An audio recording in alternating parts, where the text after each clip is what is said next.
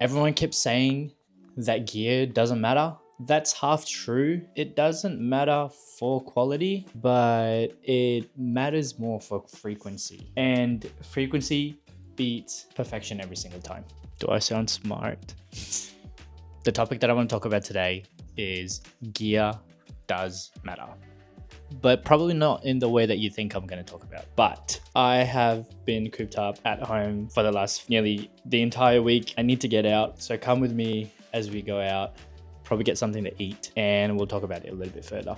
So I know I said that we were going to go to the city to get something to eat or something like that, but clearly I did that, but I chickened out on filming in public again. It's actually so hard to just not care about what people think. It's ridiculous how hard it is. What did I say before? I gotta check. I gotta check what I said before. Hang on, give me a second. Yes, some people may say gear does not matter. Some people may say gear does matter. And I think half of them are true and the other half are also true.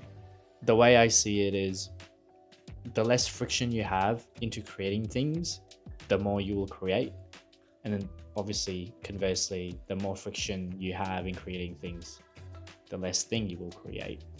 And these two both impact your ability to improve whatever goal you're trying to achieve. Because let's be realistic, this phone has the capability of filming a video just like how my camera does in front of me right now that I'm talking to. But a $2,000 camera won't make you a better filmmaker if you've never filmed before in your life. The way I see it is that gear matters because it determines friction. Take a really good example. I DJ on the side as a hobby, but I have touched professional gears before. I've touched the all-in-one system, like the RX3 and the RX2s. I've touched CDJs, and I've also touched a Flex 4, which is my first ever DJ controller. I like to play my favorite music in public when I'm not performing music. And I've noticed that CDJs and the all-in-ones, they're practically nearly impossible for me to play in public because they're either obviously impossible to set up in public without carrying all these extra gear, like extra cables, power banks, extra bag, and that is what I call friction. And because of that very reason, I would completely stop playing music in public entirely. And then one day I realized that my Flex 4 just barely fits in my backpack. So what I have done is I would just shove that thing in my bag, shove my laptop in the bag, and my camera is small enough for me to shove everything in a singular backpack. And ever since then, I started going outside, built my confidence up by playing these music in public spaces. And this is a prime example of friction and your frequency. What do you call it? It does not run in parallel, it runs in reverse to each other. The higher the friction, the lower the amount of content you'll be making, and the lower the friction, the higher the content you'll be making. So when I say I'm able to pack everything up in one bag, rather than having to carry a separate bag for the all-in-one controllers, this is what I mean. This is how I look in public, and I really hate putting myself out there and draw attention from strangers. But man's gotta do what a man's gotta do, you know? This is how I look in public I would say, at least once a week at one point, because I was trying to build up my confidence in public.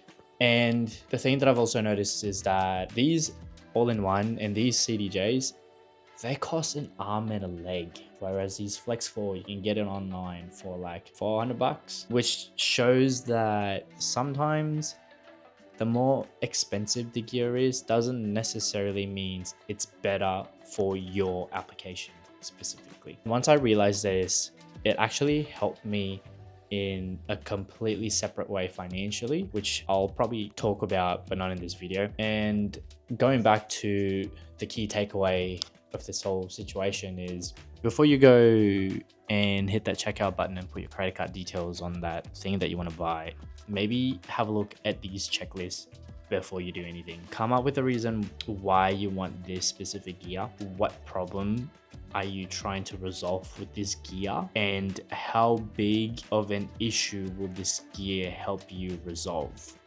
And after you've gone through all of that, find two products that does similar things, only then check the price and then compare them with each other with those checklists and see if the more expensive one necessarily resolves the problem better than the cheaper option. I have a neck stand, laptop stand. I've literally just bought this yesterday, but I have been doing research of 3 different laptop stands, 2 from the same company. One of them is the K1, which is made in carbon fiber, the K2, which is the one that I've got now, and the Roost V3.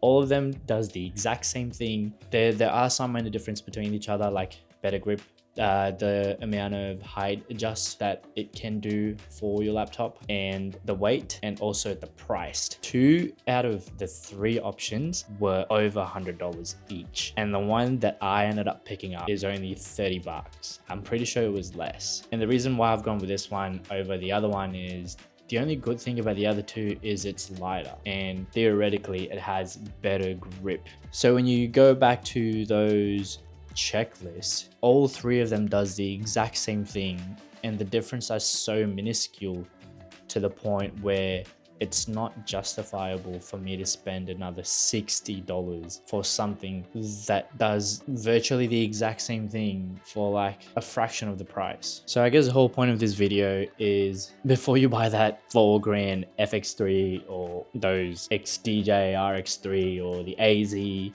or the CDJs, probably don't, and probably try to find something similar that does the exact same thing before you pull that trigger.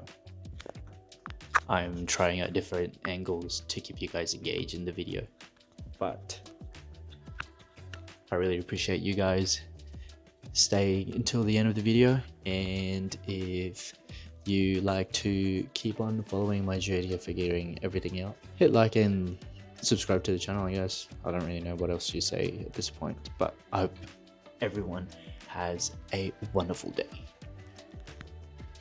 This angle is so sick. I'm so glad I got this tripod.